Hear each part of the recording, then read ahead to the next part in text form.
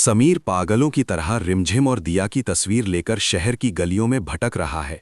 Police हाथ पैर मारकर बैठ चुकी है, लेकिन समीर का दिल कह रहा है कि वो दोनों आसपास ही हैं। तभी उसे एक पुराना खबरी मिलता है जो बताता है कि शहर के बाहर वाले काला पानी गोडाउन में कुछ हलचल देखी गई है। समीर को याद आता है कि ये वही जगह है जहां उसका दुश्मन घना सिंह बचपन में छुपने जाता था। अगर उन्हें एक खरोच भी आई ना घना सिंह, तो मैं भूल जाऊंगा कि हम कभी दोस्त थे। आज या तो रिमझिम मेरे साथ घर चलेगी या तेरा गुनाह हमेशा के लिए खत्म हो जाएगा। रिमझिम और नन्ही दिया एक लोहे के पोल से बंधी हुई हैं। दिया घर के मारे रो रही है। रिमझिम खुद डर में है, पर वो दिया को हिम्मत दे रही है। रिमझिम, चुप हो जाओ दिया। देखो, पापा ने कहा था ना कि वो हमेशा हमें ढूंढ लेंगे, वो बस आते ही होंगे।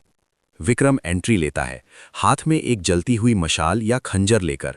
वो रिमझिम को धमकाता है कि अगर समीर ने प्रॉपर्टी के पेपर्स साइन नहीं किए तो आज की रात उनकी आखिरी रात होगी। समीर अपनी कार तेजी से रोकता है। बाहर दो गुंडे पहरा दे रहे हैं।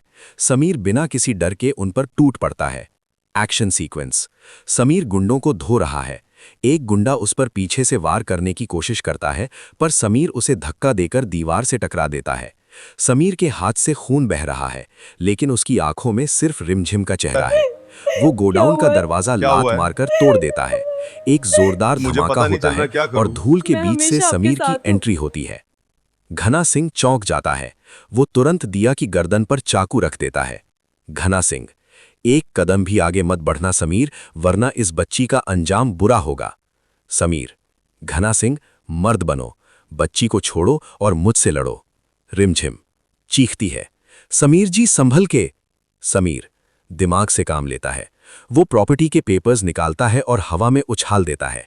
जैसे ही घना सिंह का ध्यान भटकता है, समीर एक भारी लकड़ी उठाकर घना सिंह के हाथ पर मारता है।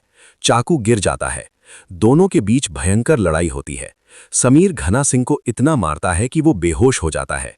समीर जल्दी से रिमझिम और दिया की रस्सी खोलता है। रिमझिम रोती हुई समीर के सीने से लग जाती है। दिया पापा पापा कहकर समीर को गले लगा लेती है। समीर, सब ठीक है, मैं आ गया हूं, अब कोई तुम्हें मुझसे दूर नहीं कर सकता। पीछे से पुलिस की सायरन सुनाई देती है। घना सिंह को अरेस्ट कर लिया जाता है। समीर अपनी दोनों जिंदगियों, रिमझिम और दिया को लेकर बाहर निकलता है, सूरज की पहली किरण के साथ। Twist and. जब समीर और रिमझिम घर पहुंचे तो उन्हें पता चला कि घना सिंह अकेला नहीं था, घर का ही कोई सदस्य उसकी मदद कर रहा था।